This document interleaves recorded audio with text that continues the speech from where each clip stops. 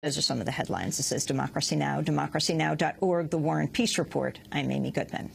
Rallies for workers' rights are spreading across the country. In Michigan, over 1,000 people rallied at the state capitol in Lansing to oppose a measure allowing the breaking of labor contracts by placing schools and districts under emergency management. In a scene reminiscent of Wisconsin, hundreds of demonstrators packed the Capitol rotunda, chanting slogans.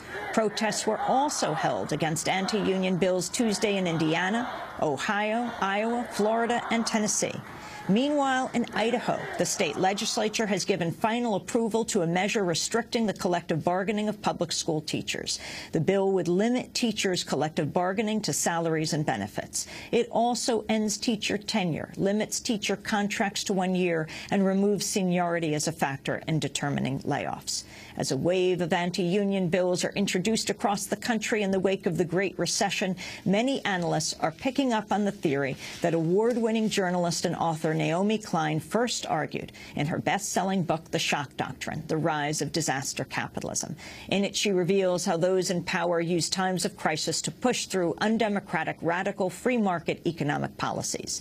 Nobel Prize-winning economist, New York Times columnist Paul Krugman recently referenced the book in his column called Shock Doctrine USA. He wrote, quote, "The story of the privatization-obsessed coalition provisional authority in Iraq was the centerpiece of Naomi Klein's best-selling book, The Shock Doctrine, which argued that it was part of a broader pattern. From Chile in the 70s onward, she suggested right-wing ideologues have exploited crises to push through an agenda that has nothing to do with resolving those crises and everything to do with imposing their vision of a harsher, more unequal, less democratic society," which brings us to Wisconsin 2001, where the Shock Doctrine is on full display, Krugman wrote. Well, Naomi Klein joins us today in our studio for the hour. In addition to the Shock Doctrine, she's the author of 2 previous books, No Logo, Taking Aim at Brand Bullies, and Fences and Windows, Dispatches from the Front Lines of the Globalization Debate.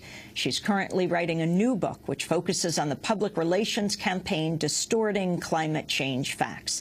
Naomi Klein, welcome to Democracy Now! Hi, Amy. Great to see you. It's great to have you with us. Let's talk Wisconsin. What do you see is happening in this uprising? Well, I mean, first of all, it's such an incredible example of how to resist the shock doctrine. And it should not be in any way surprising that we are seeing right-wing ideologues across the country using economic crisis as a pretext to really wage a kind of a final battle in a 50-year war against trade unions, where we've seen membership in trade unions drop precipitously, and public sector unions are the last labor stronghold, and they're going after it. And these governors did not run elections promising to do these radical actions, but they are using the pretext of crisis to do things that they couldn't get elected promising to do. And you know, that's the core argument of the thesis of the book is not that there's something wrong with responding to a crisis decisively. Crises demand decisive responses. The issue is this backhanded attempt to use a crisis to centralize power, to subvert democracy, to avoid public debate, to say we have no time for democracy, it's just too messy, it doesn't matter what you want, we have no choice, we just have to ram it through. And we're seeing this in 16 states. I mean, it's impossible to keep track of it. It's happening on such a huge scale. Teachers' unions are getting the worst of it. Yesterday was International Women's Day. This is, you know, as you pointed out on your show, it's overwhelmingly women who are providing the services that are under attack. It's not just labor that's under attack. It's the services that the labor is providing that's under attack. It's healthcare, it's education. It's those fundamental caregiving services across the country, which could be profitable if they were privatized. In Ohio, more than 20,000 people marched to oppose the Republican Governor John Kasich's attempted anti-union legislative putsch. Kasich recently defended his policy proposals on Fox and Friends.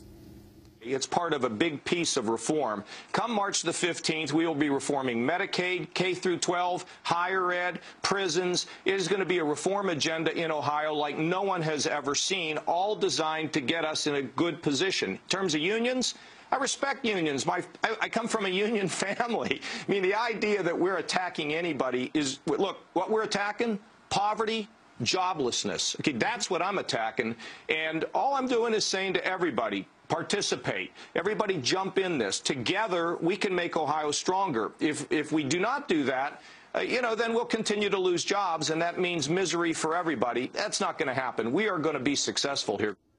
Republican Governor John Kasich, going back to his old haunt, he was a commentator for a long time for Fox, and before that a conservative congressman. You know, the reason why this isn't working and why people are so outraged by it and why they're in the streets, and we're finally seeing the resistance in this country that we have seen in Europe with this, chant, "We won't pay for your crisis," that really started in 2008 in Greece and spread to Italy and France and England, and the rest of the world has been waiting for the United States to how much are Americans going to take of this? It seems that Americans were willing to say, we will pay for your crisis, and would you like a tax break with that, right? And finally, they went too far, and so that resistance is finally happening, and this attack on collective bargaining. The reason why people won't take it is precisely because they understand that this is not shared pain. It is not being shared equally. The people who created the crisis in the first place are not sharing the pain.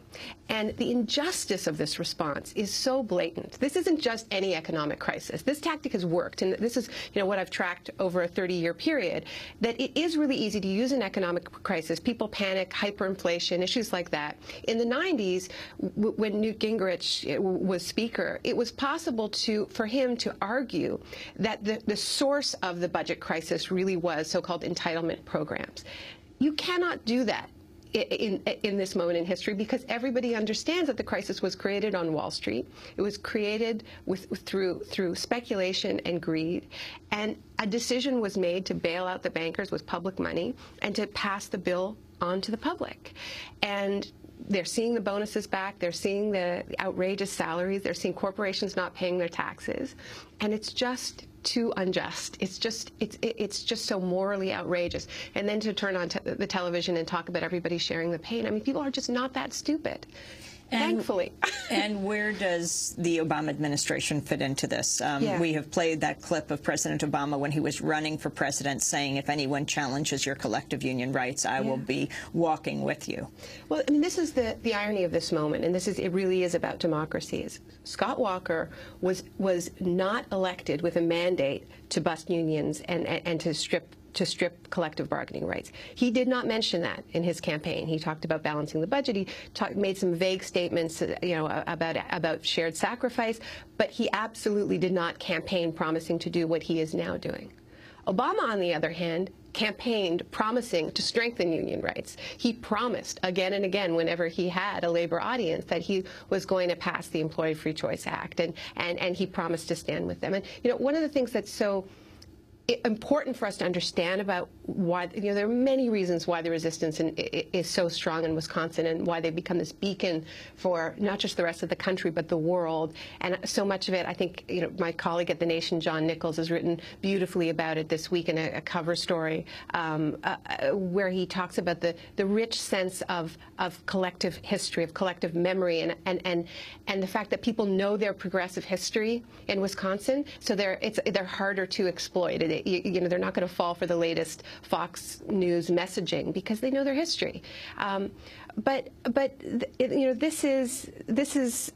there's something else that's going on here, well, I mean, I'll just let you take it from there. Well, let me ask you about Michigan, and then we're going to go to a break. About 1,000 people rallied in Michigan, reminiscent of Wisconsin. Talk about the proposal there. Well, I just found out about this last night, and like I said, there's so much going on that these extraordinary measures are just getting lost in the shuffle. But in Michigan, there is a bill that's already passed the House. It's on the verge of passing the Senate, and I'll just read you some excerpts from it.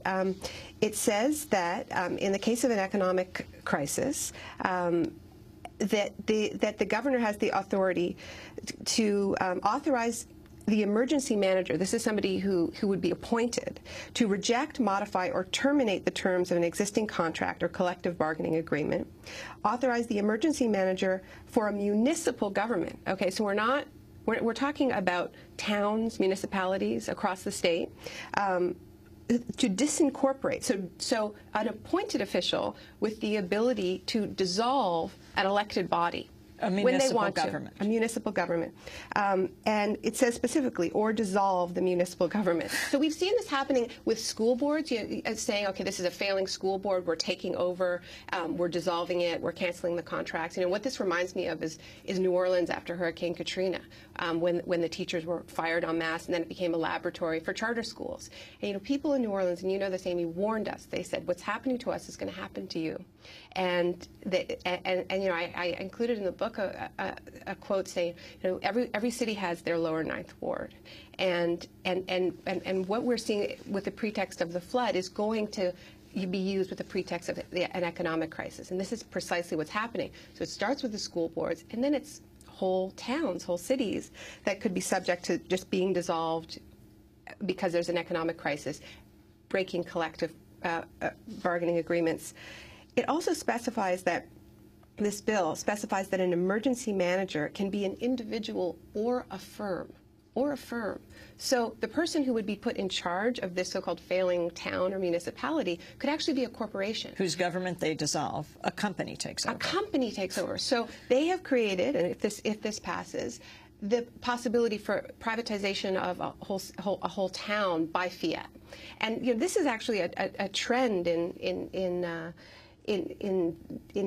the contracting out of public services, where you do now have whole towns like Sandy Springs in Georgia run by private companies. It's very lucrative. Why not? You start with just the water contract or the electricity contract, but eventually, why not privatize the whole town? And what happens then? Where does democracy fit into that picture?